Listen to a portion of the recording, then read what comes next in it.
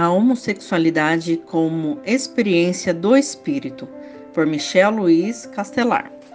Bom, para começar, o espírito não tem sexo. Pode vir homem ou mulher e depende da missão que terá.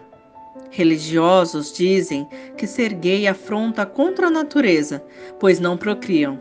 Mas a finalidade da encarnação não é a procriação, pois há mulheres e homens inférteis e casais que tomam a decisão de não terem filhos e têm outra missão que não é a paternidade.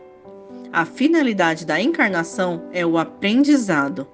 Se um espírito em todas as encarnações fossem só homens, só aprenderiam a viver como homens.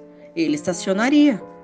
Lembrais que há hermafroditas, pessoas que nasceram com dois sexos, e há mulheres que nascem sem útero, a genesia uterina.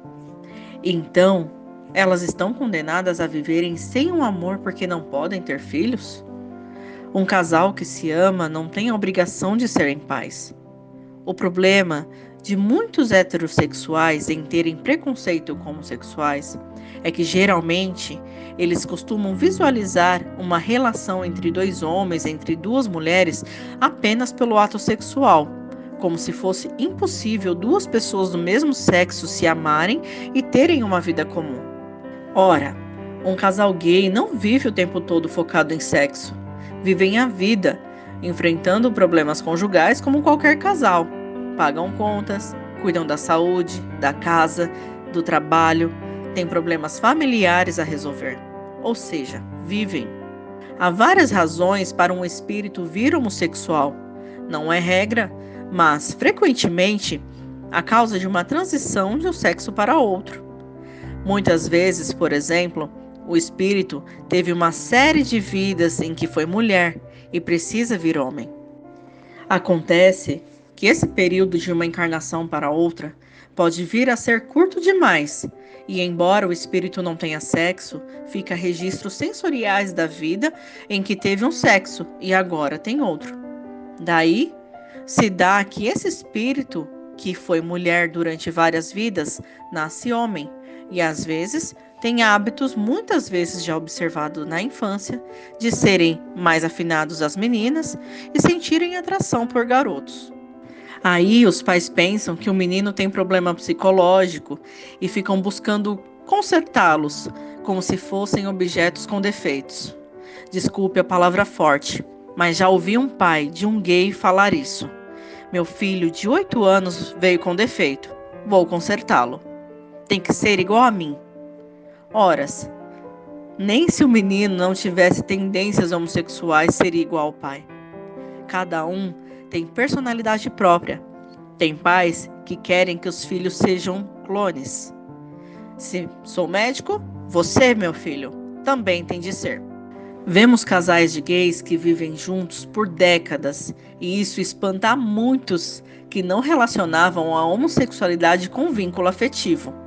É claro que há relações gays só baseadas na atração física, mas isso também ocorre com relações heterossexuais. Lembremos que gays têm a mesma jornada de provações e resgates que tem o heterossexual, ou seja, um gay tem provações a sofrer que nada se relaciona com a sua homossexualidade. Tenho um conhecido gay que morava com os pais e a irmã de 5 anos.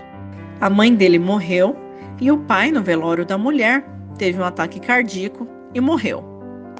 O rapaz acabou ficando responsável pela irmã menor e teve que superar a perda dos pais numa mesma semana. Além disso, havia problemas financeiros a resolver que os pais deixaram e seus parentes moravam muito longe. Ele teve que se virar sozinho para dar conta de tudo isso, além de cuidar da irmã que sentia falta dos pais. Ou seja, sua homossexualidade diante de tantos eventos não tinha importância alguma em suas provações terrenas.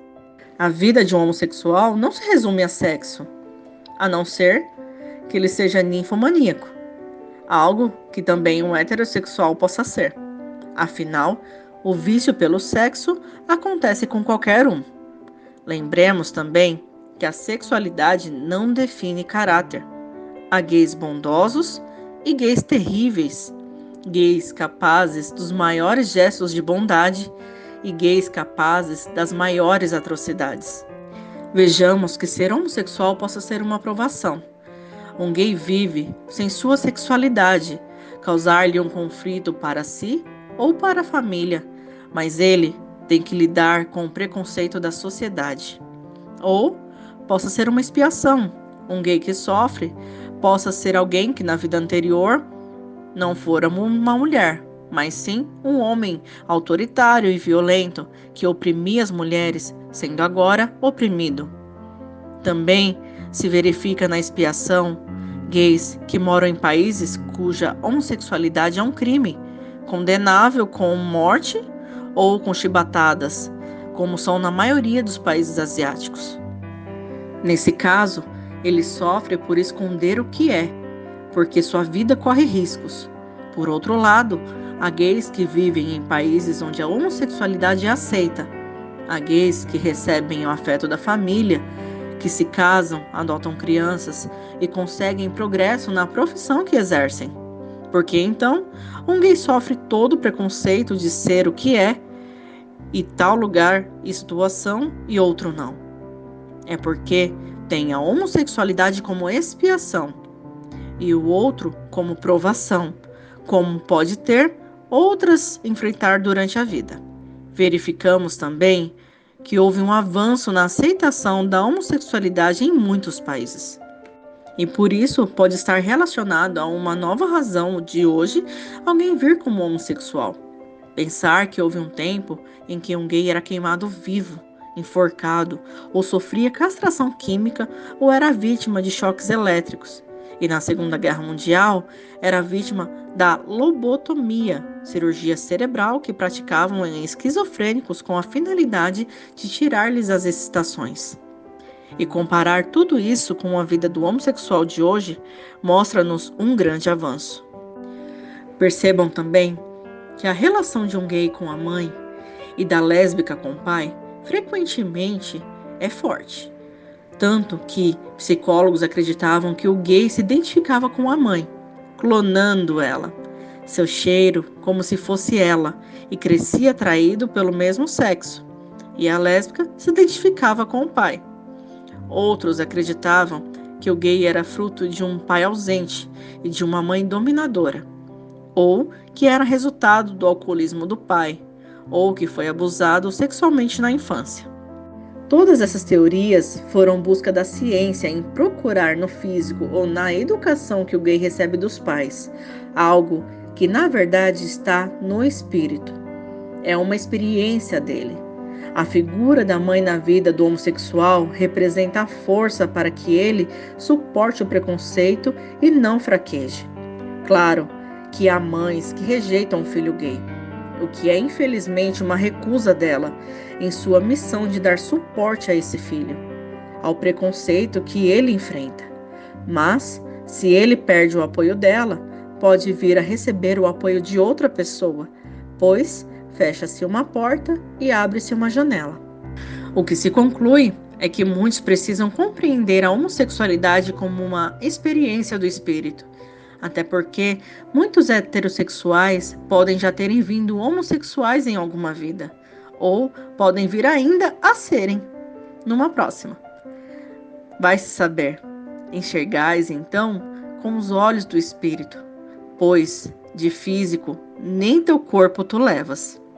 O que leva são suas ações ao longo da vida, não importando a sexualidade que você tenha. Amar o próximo como a si mesmo. Fazer pelos outros o que quereríamos que os outros fizessem por nós. É a expressão mais completa da caridade, porque resume todos os deveres do homem para com o próximo. A pátria dessas máximas tende à destruição do egoísmo, quando as adotarem para a regra de conduta e para a base de suas instituições, os homens compreenderão a verdadeira fraternidade e farão que entre eles reinem a paz e a justiça. Não mais haverá ódios e nem dissensões, mas tão somente união, concórdia e benevolência mútua. Evangelho segundo o Espiritismo.